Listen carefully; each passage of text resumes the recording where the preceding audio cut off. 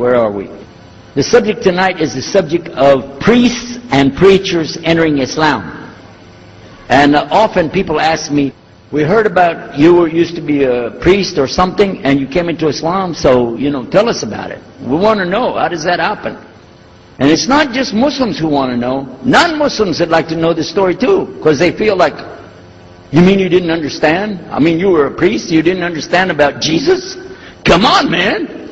So, it's a topic that I talk about a lot. The first thing I have to do is clarify a couple of points. I was not a priest.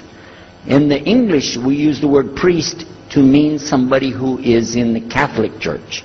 If you're not from the Catholics, if you're from the Protestants, then you don't use that term. We usually use the term, for instance, pastor, minister, preacher, reverend, and these are some of the titles. We came up with an awful lot of them because that's the way humans are, right? Give ourselves titles.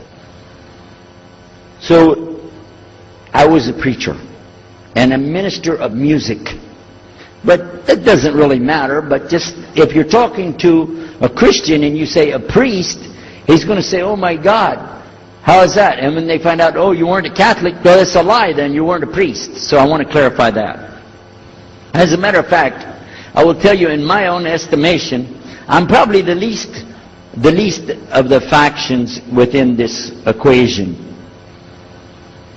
Because there were so many other people that came into Islam the same time I did. That's why it takes a little bit of time to tell the story. But they asked me to tell it tonight, so we're going to do that. But I want you to listen carefully to realize what goes through the mind of a person that's not Muslim. Okay? And I usually start out by telling people that my father and I were both ministers, and both of us were also businessmen. In the reverse order. We were business first and preacher second. Got me? Because, well, as they say, business is business. And that's exactly how it worked. We operated mostly in Texas. We had a place in San Antonio, Houston, and also in the Dallas area. And we were very concerned about Christian conditions. So my father started something called Concerned Christian Centers. And basically, if you look at it from a material point of view, it was a place to sell stuff. But what we would do is take consignment things in. People could bring things into us, and then we would sell it and keep part of the money. And keep a lot of the money. But anyway, they would bring in what they make with their hands, arts and crafts. And a lot of old women, they like to sit around and make things, then they give it to us. And this helps the church, which is called the church, and then it helps them as well. So it became like business and religion tied together, and that's very common in our country. At one point, my father told me, we're going to start doing business with a man from Egypt. Well, I said, well, this is great. International sounds good. We can put this in our business card. We're international. He said, and this man, he's from Cairo, Egypt. And that's where, if you know, they have the Nile River. They have those big pyramids. They have the Sphinx, Abu Hul. They got everything. And we said, oh, this is good. He said, and he's a Muslim. I'll never forget it. I've told the story many times, but it's just like it happened yesterday. I'm standing in between the kitchen, or in the dining room and the living room area. Like this when we're talking, and I just stopped like this. I said, what? A Muslim? No way. No way do I want anything to do with that. Dad, come on, you should know better than anybody.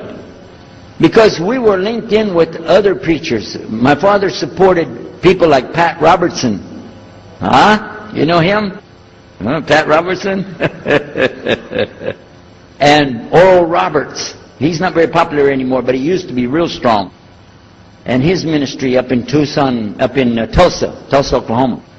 In addition to that, people like Benny Hinn. I don't know if you heard of Benny Hinn. He's coming over this way, so look out. And there's many of them. John Hagee, and the list goes on. Jerry Falwell, Jimmy Swaggart, some of the names, maybe you heard those before. We know these people. We know all about them. All about them. Okay? So at one point, here I am standing there talking to my father about a Muslim. These are the enemies of God. This is what we've been taught. These same people, I just mentioned their names, in their preaching on the television and so on, this is what they teach. Muslims are no good. Now it just became Muslims are terrorists. But back then, you know, we didn't reach that level yet. We were still just kidnappers, hijackers, you know. They said that Muslims don't believe in God, that they're worshiping a black box in the desert, and they kiss the ground 5 times a day. Now that's what we know, man. So here's this Muslim going to do business with us. I told my dad, no way, I'm not going to do it. And he insisted. He said, I want you to meet this man. He's very nice. And I said, I don't want to meet him. I never am like this, by the way. But on this case, I said, no, that's one thing I'm going to stand firm against. We're not going to do it. He said, I want you just to meet him. I said, all right, I'll do it for you. I'm going to do it my way. I'm going to go to church. And it's going to be on Sunday. When I come out of the church, I'm going to have my Bible under my arm. I'm going to have the salib. I used to carry a big cross. I'm going to have my cross with me. And I'm going to have my hat that says, Jesus is Lord. And I'm going to have my wife, born-again Christian, with me. And we are going to get this demon, devil, infidel, Muslim, and we're going to show him Jesus. And this is a true story, by the way. So I got up that morning on Sunday, and I was thinking, man, you know. We went to church. Strangely enough, the preacher was preaching out of the Old Testament about salvation coming at the time of David, which really puzzled me, because according to Christianity, it's coming through Jesus. And it really, that opened a door for me, but that comes up later in the story. Why was he saying there's salvation before Jesus? That's interesting. Now, when I get there to my father's store, I'm looking around, you know. I'm looking for somebody wearing, you know, a long white robe and some kind of black, you know, thing over that with a long beard, and I guess I was looking for me, wasn't I? Anyhow, when I get in there, I don't see this guy. By the way, imama, sword, everything. Ayatollah Khomeini, maybe. This is what I had pictured. I said, where is he? I'm ready. My father said, he's over here. I said, where? He said, here. I was a normal guy. He was normal. He didn't have a beard. He didn't have any hair at all. How do you do? I told him my name. He introduced himself. His name is Muhammad. I said, how do you do? After the niceties of hello, how are you, how's everything, I said, do you believe in God? He said, yes. Oh, yeah? Sure. He said, yeah. Abraham? Yeah. What about David and Suleiman? He said, yeah. So when I meet this man, I'm impressed that he's believing these things, but I thought maybe he's just saying it. So I even asked him, what about Jesus? Because I thought maybe they're kind of... First I thought Muslims were like Hindus. That was first. And then when he said he believed in some of the things of the Bible, I said, okay, maybe they're like Jews. So that's when I said, yes, but what about Jesus? Do you believe in Jesus?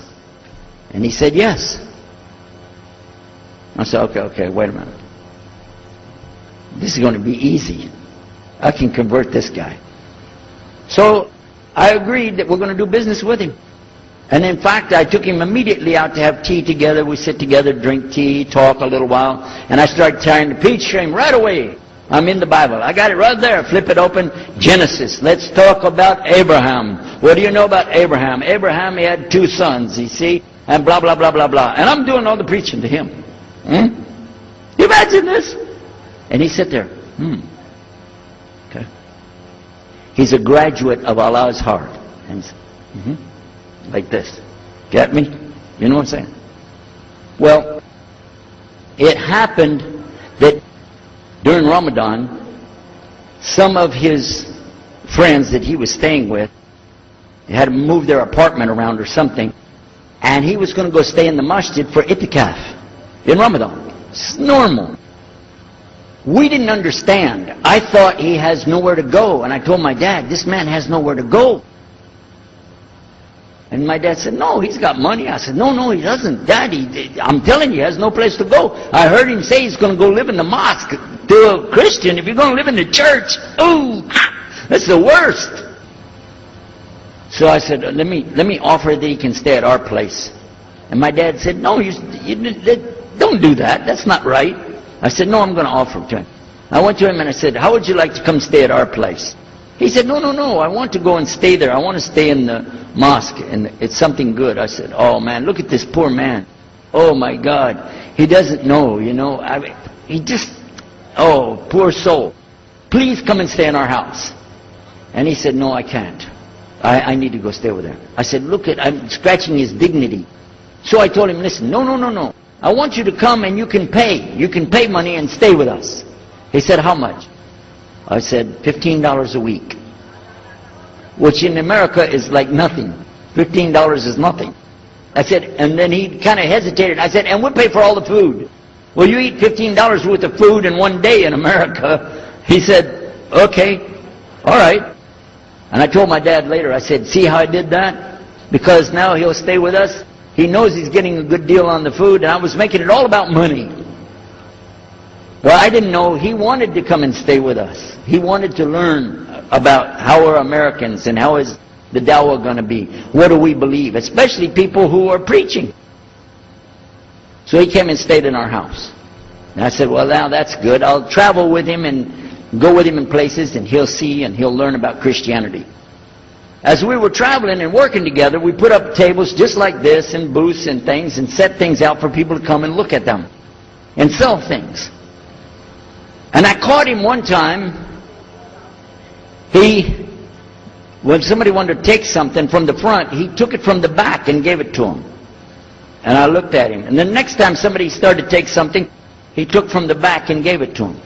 I said, hey, Muhammad, we take the stuff from the front because that's the old stuff. The new stuff in the back, just hold it back. You know what I'm saying? This is dated material. Get rid of the junk first. He said, no, I can't. In my religion, we can't sell something unless we give the people the best. I said, got me on that one. And I'm supposed to be telling him about a better deal. I said, okay, yeah, whatever. You're never going to make any money, though. But that's all right. Over a period of time, I came to learn a lot of things. Also about being humble. A lot. Because this man was obviously well educated, very articulate. He could really talk about a lot of subjects. And in fact, I tried to debate with him about many things. But he was so wise and well educated that he could see what I was doing, and he would take it easy and let me win every debate. I could win any debate with him if he wanted me to. But if he wanted me to lose, I was going to lose. This was how well he could handle it. Now what happened, one of the preachers that I knew, another preacher, who used to carry a big cross and walk down the street so people would stop and talk to him about religion, he had a heart attack and he went to the hospital. So I went to the hospital to visit him, and when I was visiting him, I met another man in the hospital who was in a wheelchair. This gentleman had a problem. He didn't want to talk to anybody. And I told him, let me witness to you. Let me share the message of Jesus with you. So I took out my Bible, and again, I started telling him about a prophet, Prophet Yunus, alayhi salam. And I'm telling them, look at Jonah. He's in the belly of the whale. He's in the sea. He's down there like this, and who knows how long. And suffering like this, you don't have as big a problem as that. And God saved him, so he could save you too. He said, didn't want to talk to me. I asked him, what's your name? He didn't want to tell me. Where are you from? He said, I'm from Venus. I said, what's that? Well, there is a Venus, Texas, by the way. But he said, he's from another planet. So I kept, each time I would go, I would talk to him, witness to him. Finally, one day, he started crying. I was pushing his wheelchair around. I took him down, I rolled him around different places. He started crying one day. He said, I'm going to confess something to you. I need to confess something to you. Now, to a Catholic, confession means you're going to tell the priest all your sins. And then he's going to forgive you. Well, I wasn't Catholic. And I told him, listen, I'm not Catholic and I'm not a priest. I'm a preacher. He said, I know. better than you do. I am a priest. I said, oh my God. This man is a priest? And he knows the Bible better than I do. He said, I just have had a hard time. I've been here and having heart attacks, and I've been having problems and everything, and trying to figure out a lot of things. He said, I'm sorry I took it out on you. I really am. I apologize. And he started crying. And when he started crying, I felt sorry, you know. I hugged him. I said, it's okay. One day I went to the hospital, and my friend was gone. So I started visiting with the priest. And that happened one time. I went to visit him at the hospital, and he was gone. And I asked him, where did he go? They said he went home. I said, home? He's a missionary priest from South America. How did he go home? She said, I don't know. He's not here. I'm sure his family. I said, he has no family. I know him personally. He has no family. Where did he go? She said, I don't know. We're not responsible for them. I said, well, let me see where he went. You got it in your file? She said, I can't do that. Those are locked up. Nobody can look in the file. And I got in the lady's face and I said, listen to me. This man could die in the street right now, and it's going to be your fault. And you're going to get sued because I'm going to sue you for him. She said, okay, his folder's over there, but I'm not going to watch. I went over and I looked for it, got the address where he went. Sure enough, he was in a place where they put people that have no place to go, a shelter. So I went to the shelter and I found him. He was still on crutches. He saw me, he started crying again. He said, please get me out of here, get me out of here. I said, okay, come live at my house. Now, I told you the story so you can see something. Now look, I have 2 visitors in my house. One is a Catholic priest, the other is a Muslim. And I'm thinking I can get the Catholic priest and convert him to be a Protestant. At the same time, I'm going to catch the Muslim and bring him over to Christianity. High aspirations. But it didn't work. Some strange things began to happen. We would sit around the table at night to discuss what is the Bible and what's the salvation. My father has a Bible. It's called King James Version of the Bible. Most of you probably heard about it, especially any students of Ahmadiyyat or Zakir Naik. You've heard about King James Version of the Bible. But I work out of a different one that I've had since 1953. It's called the Revised Standard Version. And it says in it, King James Version has grave mistakes, grave errors, defects in it. It's what it says. So I began to preach out of mine, which doesn't match. And my father said, no, it's this way. I said, no, it's this way. Now my wife comes up with her Bible from Jimmy Swaggart. It's called The Good News for Modern Man. Okay? Totally different. It's written in modern vernacular. You can just, say anything you want to with it. You don't even recognize the Bible anymore. The Catholic priest, he's got another Bible. An older Bible with 73 books. We're working out of 66 books. And his is not even the same in the verses. It doesn't match up at all. And I never even knew about this subject until then. And he's saying this, and I'm saying that. My father's saying something else. My wife's saying something else. And all the time, Muhammad the Muslim is sitting over there like this. So we asked him. I guess it was me asking him. I said, well, how many versions of your book, your Quran, do you have? He said, the Quran has no versions. There's only one. It's original. It's in the Arabic language. ذَلِكَ الْكِتَابُ لَا رَيْبَ فِيهِ. This is the book that has no doubt. هُدًى لِلْمُتَّقِينَ. It's guidance for those who have taqwa for Allah. This shield or taqwa that you have to have between you and Allah subhanahu wa ta'ala. And only certain people are going to get the huda, hidayah, dina, from this Quran. These people that have the taqwa. So when he's telling us that the Quran is one, I'm going, huh? And it's in the original language, we still have it. You know what I was thinking? He's lying. I was sure he was lying because he could see the problem we were having, and he just sat back and made that up. But I don't know Arabic at that stage, so I don't know what to say. Maybe, I don't know. And he left it at that. He didn't try to preach. But it put a big doubt in my mind now about, we got all these books, he's got one, and la rayba fi, no doubt in it. So another time we had another discussion that came up. Now this time I went to the other preacher who had the cross. And I was asking him, I want to be able to explain the Trinity.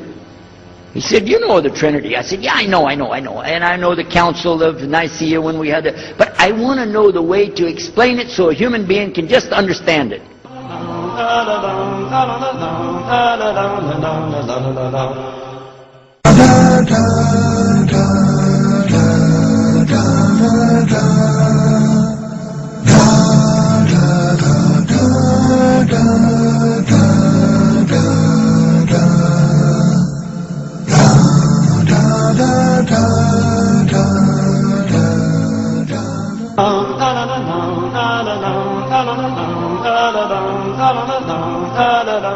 Said, okay, it's like an apple. Just take an apple. The apple has a shell around the outside, the skin. Inside is the meat. Inside of that is the seeds. Okay? 3 things, 1 apple. That's the way. I start going back. I'm going to tell this Muslim about the Trinity. But on the way, I remember his arguing with me, his way of debating with me. I said, no, he's going to tear me apart. As soon as I say seeds, he's going to say there's more than 1. So it could be 7 or 8 or 9 or 10 gods all rolled into one. No. It's got to be special. It doesn't work like that. Let me go back and try again. So I went back to him. I said, what if he says there's more than 1 seed in there? He said, okay. I said, and besides, it could have a worm running through it. Then that would make it go up another notch. What can I do about that? He said, okay, forget the apple. I said, okay. It's like the babe, the egg. Use the egg. The egg has a shell. Inside of the egg is the white. Inside of the white is the yellow. 3, 1 egg. That's it. That's good to go. Now I start going home again, and it hit me. Wait a minute. The egg could have a double yolk. God becomes 4, just like that. Plus, it could be rotten. I'm not going to ask him again. So at the market one day, I saw a man, and I was talking to him because I was listening to some things that Muhammad had told us about the belief in Islam, Allah is one. And so I was telling this guy, you know, I got some doubts about the Trinity. He said, you a preacher, you have doubts? I said, yeah, it doesn't make any sense. It doesn't make any sense. How could 3 be 1? He said, okay, look. You see me? I'm one man. I said, yeah. He said, my wife? Yeah. It's one person. Yeah. See my son? Yeah. 3. 1. One family. It's the family of God. Use that. I said, there you go. The family of God. You don't get very far on that one, and you realize right away they could have another kid just like that. But worse, they could get a divorce. You want a God that can get a divorce? Huh? In Texas, if you get a divorce, your wife gets the cars, house, your retirement check, your 501, your Keogh plan. She's going to get your computer and even your email. You got nothing left. And I don't want a God that can have a worm in it. I don't want a God that can be rotten, and I don't want a God that can get a divorce. I want to explain this Trinity the right way. Sure enough, the subject came up, Trinity. There we are. Now here's the priest trying to talk about the Trinity is like an apple. I'm going, you don't go there. And then he's an egg, don't worry about it.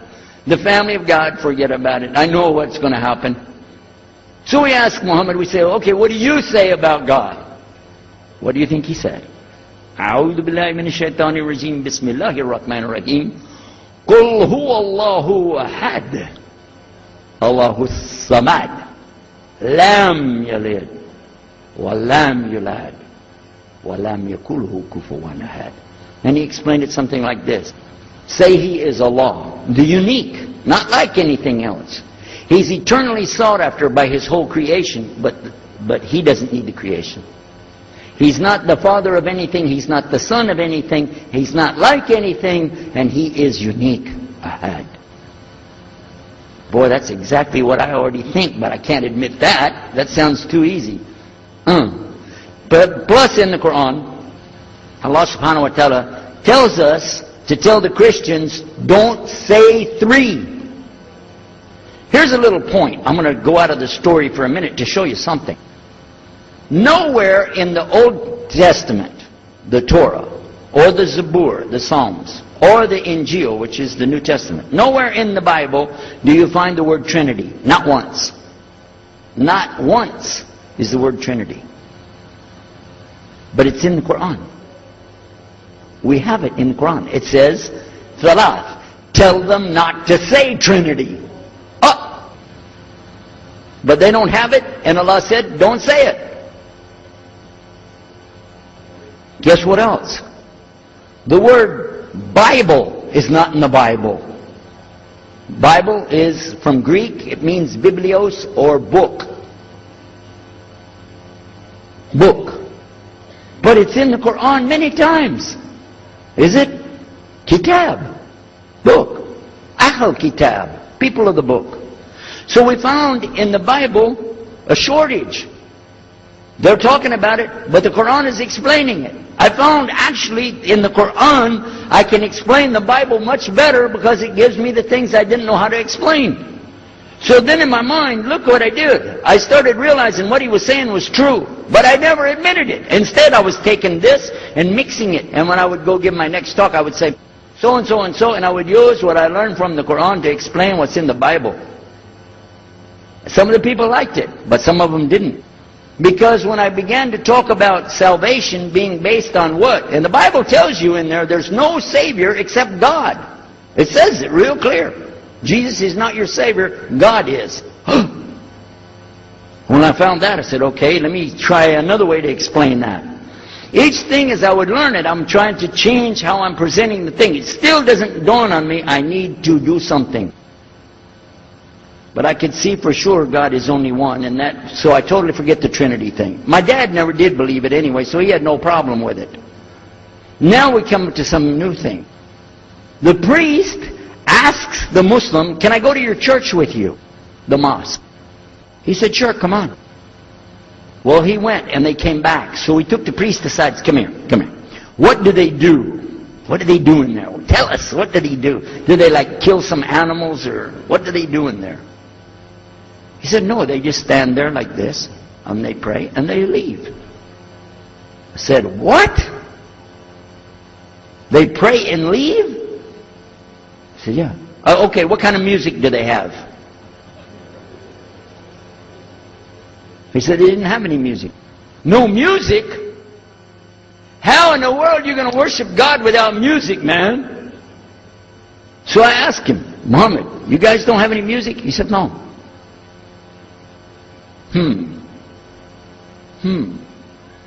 Now, I'm in the piano and organ business. I said, how many mosques are there in the world? He said, millions and millions and millions of them. And I said, none of them have a piano. He said, no. Any of them have an organ? He said, no. Oh, man, I can get rich. Just introduce some music to these guys, put it in there, you know, bound to be. I said, do the Arabs have any music? He said, oh, Arabs have music. I said, boy, I got it figured out, boy. I can see my next $1 million coming right straight up at me, you know. So then the priest asked again another time, he wanted to go back to the masjid again. He went, this is middle of July, 1991. He went to the masjid with him again. And by the way, this masjid, Sheikh Muhammad Jabali knows it very well, is on Medina Drive in Arlington, Texas. And that's where they were going to, because we were living in Midlothian, just south of Oak Cliff and south of Dallas. So they didn't come back. All night we're waiting. What happened? Very late they came back. And when he came in, I looked. There's Muhammad. I recognize him. Who's the guy with him, though? He's wearing a white jalabiyah, white dress like this. Has a white pillbox cap on his head. And I looked at him and I said, Pete. His name was Father Peter Jacobs, but we're not, you know, Catholic, so I don't have to call him Father. I said, Pete, did you become a Muslim? He said, Ashhadu an la ilaha illallah, Ashhadu Muhammad Rasulullah. I said, oh my God. Now I used to have cameras like these cameras right here, because we had a television show called Estes Music Jamboree. So I got one of our cameras out, opened it up, set it all up on the tripod, and I was going to interview him and ask him, well, you know, well, you went to Islam, what happened? While I was talking to him, though, he fell asleep. So it was still in my mind, and I was thinking, what am I going to do? This is too amazing. Now here I'm preaching to the people and I'm trying to change what I'm saying, and here's a priest just became a Muslim. My father's saying it's a good deal, it sounds all right to him. I don't know what to do. So I decided I'll talk, make mashura. I talked to my wife. We have an apartment upstairs. We were in our apartment up there, and I'm telling her, oh, you know, a priest became a Muslim today. What is that? And can you imagine what they were saying about the Quran and saying about this and so and so? All of a sudden she said, I want to get a divorce. Oh, whoa. It's not the subject, but what happened? She said, no, all this talking about religion and talking about Islam, and so I can see. I said, oh, no. No problem here. No problem. I said, you thought no, I was just observing somebody else. No, I'm not interested. Trust me. I don't want to be with those Muslims. Last thing I want to do is be with a Muslim. No way. Just put your mind at ease. She said, I need a divorce. I said, where are we going with this again? What's the problem with that? What happened? She said, a Muslim can't be married to a Christian. I said, what? No, wait a minute, hold on. I don't, look at me. I'm telling you, I swear, I don't want to be a Muslim. Okay? Okay? And even if I did, don't you remember what he said? A Muslim man could be married to a Christian woman, it's not a problem. But I'm not saying I want to, I'm just saying it's not a problem. She said, that is the problem. A Muslim woman can't be married to a Christian man. I want to be a Muslim, so I need a divorce. I'll never forget, I was sitting right on the edge of the bed, just sitting there, you know, and I almost fell over. I said, at last, I can tell the truth. I can say it. I didn't realize that she liked the idea. I was afraid. I said, okay, the good news is, I too want to be a Muslim. You know what she said? I don't believe you. I said, no, really. I was just saying that because, you know, but for sure, just so you know, I want to be a Muslim. I've been thinking about it. I want to be a Muslim. We're both going to be Muslim. Alhamdulillah, it's going to be great. Right? You know what she said? I don't believe you because you're either lying right now or you were lying 5 minutes ago when you said you didn't want to be a Muslim. And either way, I don't want to be married to a liar. So get out. So I started leaving. I'm walking down the stairs of the apartment. I'm down to my father's part. I said, wait a minute. Where am I going to go? This is my father's house. I just got thrown off of my own property. What happened here? So I went to get to Muhammad and I woke him up. I said, come, you and me, we got to talk. Come with me. And we went outside the house and we walked those country roads in Midlothian, Texas until the time for the dawn, the sun to come up at dawn.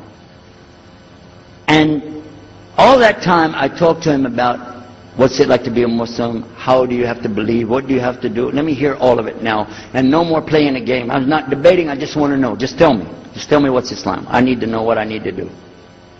And he told me everything and I realized this is it. I got to make a decision. This is a big deal though. And he told me, okay, this is up to you. You have to go make a choice for yourself. I can't help you. I said, oh my God. So when he was praying Fajr, I decided, I've been watching this man praying this direction with his head on the ground. It's so beautiful to see a man humble himself, put his head on the ground to the Rabbil Alameen. I said, oh my God, let me try that. So I sneaked off somewhere where nobody could see me, illallah. And then I found a place, a board there, you know, and I bowed down on the ground and I put my head down on the ground on that board there. And by the way, I'm pretty good at speaking, especially in prayers. I used to make so long a prayer, they wouldn't let me say the prayer at Thanksgiving because the food would be cold. Okay? So, but I put my head on the ground and only these words came, no more words, just this. Oh God, guide me. That's it. And I was thinking, well, I got to say more than that. Nothing. Oh God, if you're there, guide me. That's it. After a while, I sat up and I looked around.